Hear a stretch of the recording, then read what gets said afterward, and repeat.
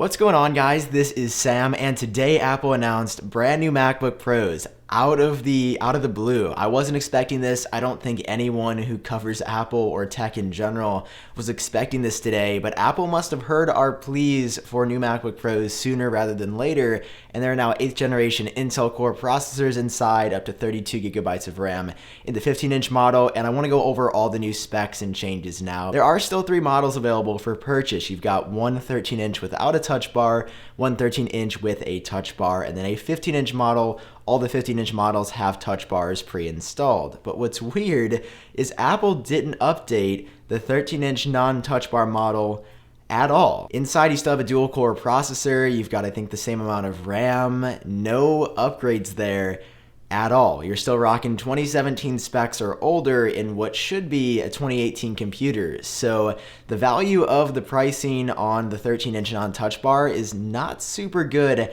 I would definitely recommend going up to the touch bar models now, even though they are a little bit pricier, and I'm not a huge fan of the touch bar. The specs inside are what matters. Those are going to last a really long time, and the 8th generation Intel Core processors are seriously great upgrades. I think for the 15-inch model, Apple says it will be 70% faster, and then for the 13-inch model, Apple says it's going to get up to twice as fast. So either way you look at it, those can be seriously great processor upgrades. I'm sure Apple calculated that based on like the top of the line processor upgrades that you can configure on both the 13-inch with touch bar and 15-inch with touch bar models.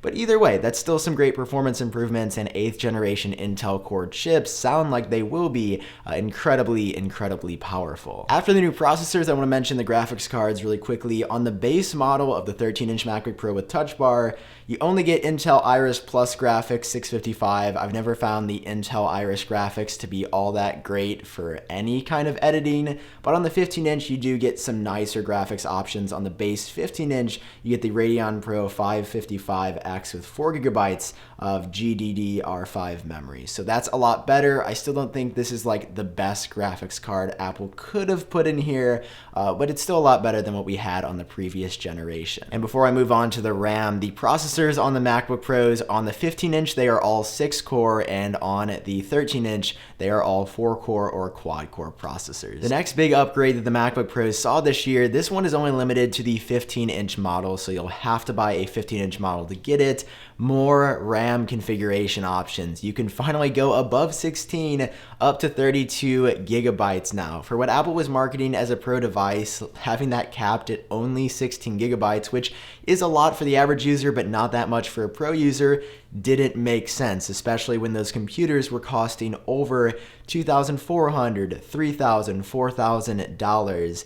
You can now configure the 15-inch MacBook Pros with touch bar with up to 32 gigabytes of RAM, which is something that people have wanted to see since the new versions of the MacBooks came out in 2016. The screens on the MacBook Pros also got a nice upgrade this year. This is something I've been waiting to see on the Mac forever. The screens are now True Tone, which means the color temperature on them dynamically changes depending if you're in a really warm environment or a cool environment or somewhere in between. Apple has had it on the iPhone for a couple of years now. I think it started on the 9.7-inch iPad Pro back in 2016, and it's just a really quality feature. It'd definitely be annoying if you were editing videos and you wanted just the true color temperature of what you're messing with, but for every other situation, browsing the web, checking email, using a computer like a normal person, True Tone's really great because you don't notice that it's there, and I think that's the best kind of feature. I don't think how bright the screens can get has changed. You get 500 nits again, but correct me if I'm wrong down below in the comments, and then you also get support once again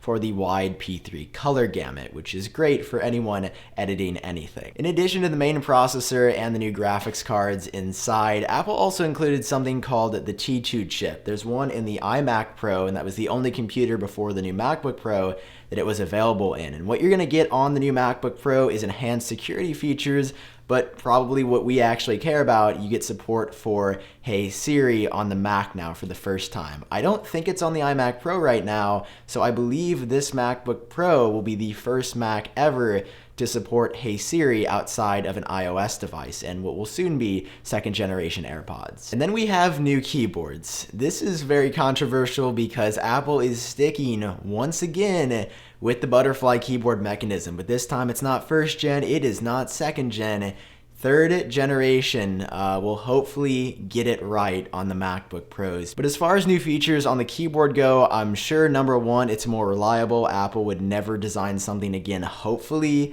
that would require a repair program, because that's just costing them a lot of extra time and money, which they wouldn't want to redo again, logically. And if you're somebody who types around other people, Apple says that the keyboard is now quieter, which is really nice. I definitely enjoyed the clackiness of the MacBook Pro butterfly keyboards on previous MacBook Pros, but Apple says it's quieter now, so if you don't want to annoy literally everyone else around you, buy the new MacBook Pros. And finally, if you want to carry your MacBook Pro in style, Apple launched 3 new leather carrying cases. You've got saddle brown, midnight blue, and then black. Apple says black is now available for the first time ever. I've never been a big leather carrying case guy, but if you want them, they're on apple.com alongside the new MacBook Pros right now. The last bit of info, of course, is pricing. How much do these new MacBook Pros cost? But without any of the student discounts or any other promotions that you can get from a third party, $1299 is the base model without touch bar, without any of the upgrades. So if you wanted to get the 2017 MacBook Pro